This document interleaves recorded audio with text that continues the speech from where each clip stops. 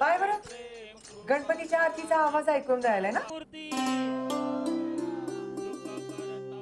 इथे कुठे जवळच बसतात का गणपती? हो, इथेच गणपती मंडळ आहे ना, तिथूनच येऊन राहिला आवाज. अरे वा, खरंच पण आहे. गणपतीच्या दिवसात काय छान वातावरण राहते नाही? माय माहेराला राहायचा ना गणपती माय काकांकडे.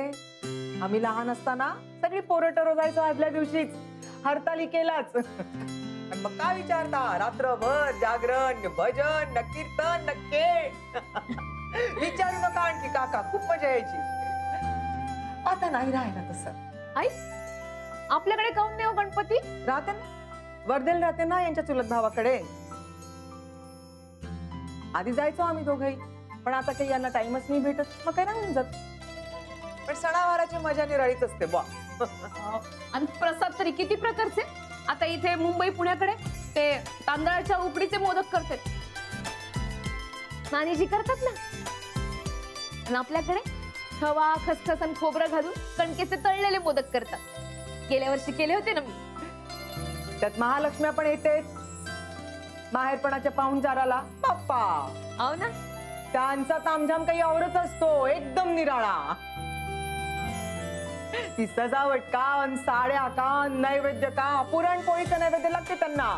14 पद्धतीच्या भाज्या, भोंड आणि कुरड्या, आणखी काका विचारू नको. आणि वडा भात. अरे वडा भात, त्याच्यावर ते मोरीचं तळलेलं तर तेल एकदम तर जबरदस्त. ते बस वडा भाताचं नाव कळलं तोंडाला पाणी सुटलं माझ्या. इथे जवळपास बसतात का ग कुठे महालक्ष्म्या? इकडे त्याला गौरी गणपती म्हणते.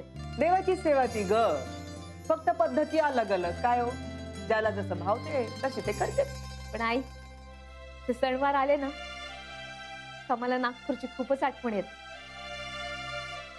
पण सुनबाई, हा? मुंबईचे गणपती तर भले मोठे मोठे राहते म्हणे. हो ना? 101 डेकोरेशन असते. मग टीव्हीवर पाहते ना आम्ही मोठाले मोठाले गणपती, खूप बरं वाटते. आता इथे आलोय तर प्रत्यक्षच बघायची इच्छा होऊन राहिली. अहो मस्तच राहते देखावे. आपण सगळे मिळून जाऊया नाही का? काऊन नाही ना, येईल ना.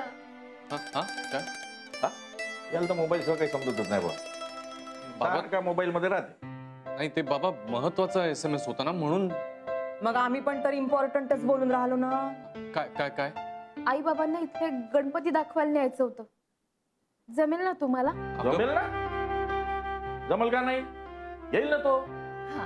आता आठवडाभर इथं राहायचं म्हटल्यावर पाहूनच घेऊ गणपती मुंबईचे. अरे हो हो, जाऊ ना आपण गणपती बघायला. 7 दिवस किंवा जास्तही. बापरे, इतके दिवस शनायाशिवाय कसा राहीन मी? एक तर आधीच चिडली आहे ती माझ्यावर.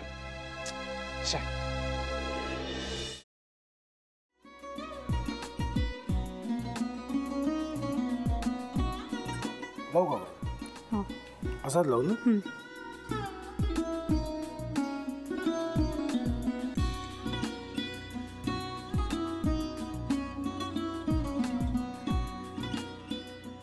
आता काय करायचंय? आता आपण ड्राय स्टफिंग दुसरं काय करणार आपण त्यात? आपण ह्याच्यात मेयोनीज न टाकता बाकीचे सगळे साहित्य टाकायचे.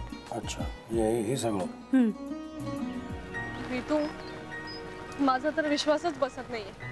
म्हणजे अगं बहिणी आमचं लग्न व्हावं म्हणून किती प्रयत्न करत होती, आणि ते सगळं करताना की शिवच्या आम्हाला माहिती पुरवते. नाही, मला नाही वाटत. गौरी खूप चांगली असतो म्हणून तुला सगळं जगत चांगलं दिसतं, पण शिव उगाच बोलला असेल का? त्याच्यावर विश्वास नाहीये का तुझा? शिववर पूर्ण विश्वास आहे मी माझा. पण तो आता हे जे काही करतोय ना, म्हणजे निशा बहिणी समोर त्या राधिका सोबत फिरण्याचं नाटक वगैरे, ते त्याचा काही उपयोग होणार नाहीये. अगं असं कसं म्हणतो?